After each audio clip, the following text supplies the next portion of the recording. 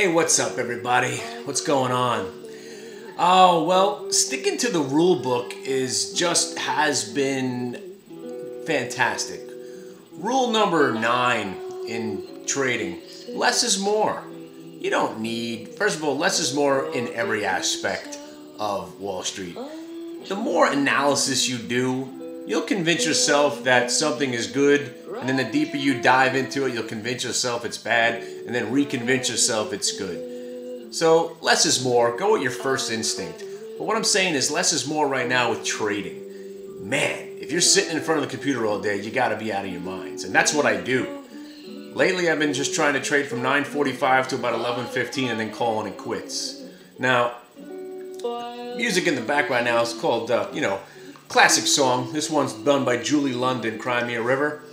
The reason I'm playing it, because the ironic thing about this market is ironic's not the word I'm looking for. The stunning thing about this market for the last 4 or 5 years is that every news, every moment of time where we thought this market had every intentions and every right to go down, we shook it off. Now, this whole vote, at first it was the Ukraine, right? Ukraine problem. It was Russia, Ukraine, but they weren't mentioning Crimea at first. But then it's become the Crimea. Crimea. The name of the country alone should have dawned on me last week when I first heard it. What I'm trying to say is here, if I would have put 2 and 2 together, I would have ignored this problem right away. Because I live in the Matrix, right? All of this is bullshit, right? That's why I feel that I could just trade stocks, I could do whatever I want in life, because this is all just a moment of time that possibly doesn't even exist. It's such a small figment of the universe, of the ever-expanding universe that we live in, how insignificant we are. And then to do what we do here in a little niche of the world, Wall Street, trading, what are we exactly doing, means absolutely nothing. The only thing that has any meaning in life is family and friends and being healthy for this one moment of a fraction of a piece of moment of time. I know I'm being a little bit redundant here, but the point I'm trying to make is everything is a joke. News is a joke. The media is a joke. The stock market's a joke. You think the name of this country, it's Crimea? This just solidifies my belief that this is all just somebody's little cosmic joke. And if you still think that we're the only ones out there, go watch the cosmos to give you a little inkling of how small we are and how many worlds and how many stars and how many galaxies, and you think that what we do here means something, please. But for all of you guys that are taking it seriously and you want to make money every day, I could show you how to make money between the hours of 9:15. You know what? 9:15 is when we start to look at stuff, see how the futures are acting, who's gapping up and who's gapping down. Between 9:30 and 9:15, we wait for the noise to dissipate and try to find a couple of ideas. And then between 9:45 and 11:15, 11:30, that's when we're actively trading. Anything after that is usually just in case the market is still trending or if we're still finding ideas. But normally, I want to trade three times a day. 3, 5, 6. Anytime you're over 6 trades, just like you're at the blackjack table and you're on a hot streak, right? There's always a moment where you go cold and it starts to stink. So no matter how good of a trader you are, and again, it really doesn't matter how many good trades or bad trades you do, it always comes down to risk management and money management. For instance, the other day, I did 16 trades. And you're saying to yourself, why? You just said less is more. And this is about 2 months ago. But I did 16 trades. Now, I'm very risk averse, so I don't like taking losses. So anytime a trade goes against me, I'm either getting stopped out for 3 cents, 5 cents, 7 cents, and at the most 11 or 12 cents. I don't have any patience. I don't have any tolerance for this. If it goes my way, then I have a little bit of tolerance. So if as soon as the trade doesn't goes against me, I'm ready to sell it, short or long, whatever it is. So for about 15 or 16 trades, I lost 3 cents, 5 cents, 7 cents, 11 cents, 5 cents, 3 cents. Every trade I did. I looked up, I was down about $780. And because I stayed disciplined and kept using the risk-reward ratio, because if I could risk 3 cents or 5 cents to make 10 or 15 or 20, eventually the one trade that goes my way is going to compensate for 5 or 6 of those bad ones I took 3 cent losses on. Barring commissions, so let's say we were down about $1,000 for the day. 16 trades plus commissions, and one good trade rectified all of that. So it's not always about the amount of good trades you do, it's risk management, money management. Okay, so 6 minutes has gone by. What have I actually said today? Let's talk about what today entailed. We had Kandi, KNDI, the electric car company of China, the Tesla of China. And, just based on what Tesla's done for the last year or so, based on our green energy desire, solars, the battery stocks going up, and then for crashing, but we'll get to that too, Ballard Power and Plug Power. We could pat ourselves on the back for calling the top on those stocks. But this Kandi right now, KNDI, for our swing trade and our day trades, we're out of the stock right now. For our long-term investment, we're never selling the stock unless it goes back below 11. Well, now, obviously, the last resort would be $10.90. Now we're talking about 50% from where the stock is. If the stock was to break 19, I probably would sell some tomorrow or whenever that does happen. Right now, our stops are at 19, 1850, 1775, and 1665.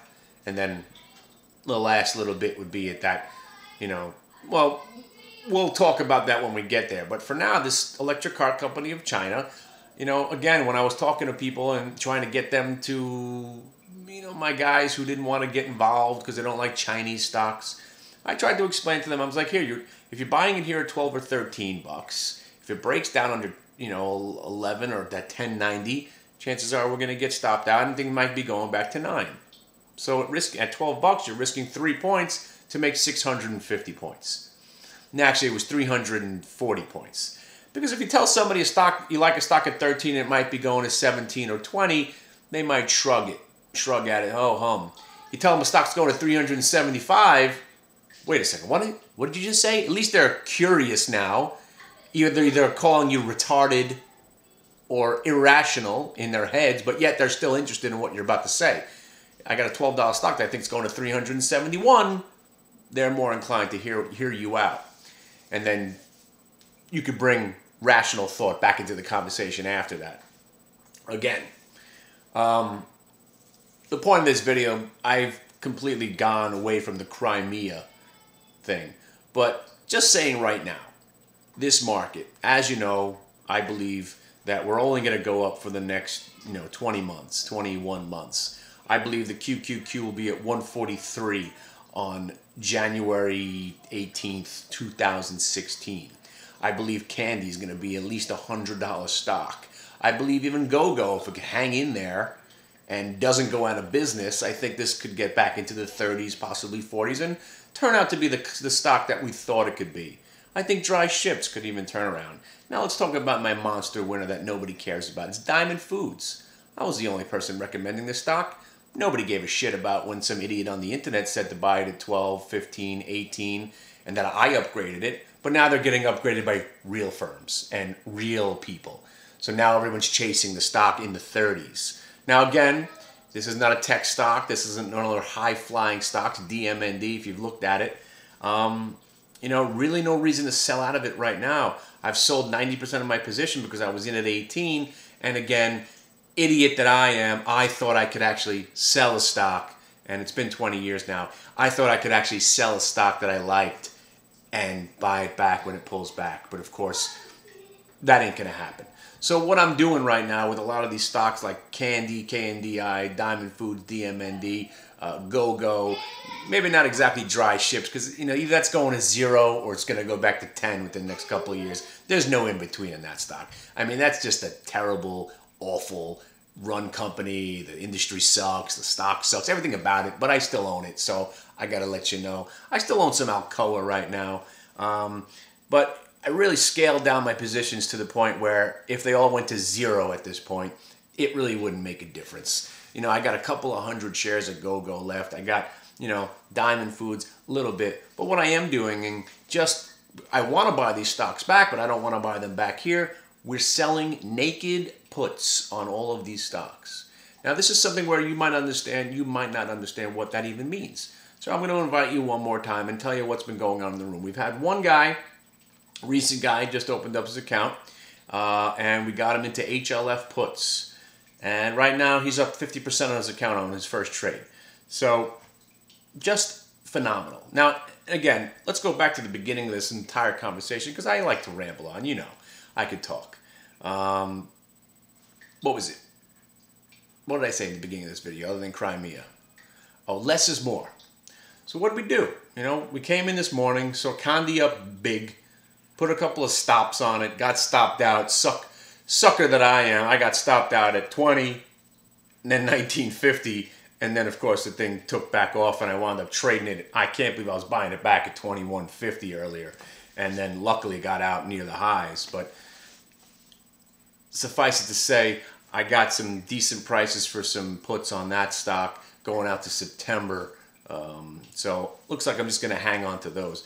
But less is more, and like I said, if you are one of these guys that's looking to trade, I've been doing this for over 20 years now. You want to learn about how to day trade?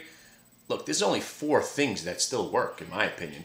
There's 4 solid things that I try to drill into people's heads every day. I'm not going to talk about it here because really only works when you see it live. And I explain how this could be a great opportunity, like Priceline Short, like Facebook Short.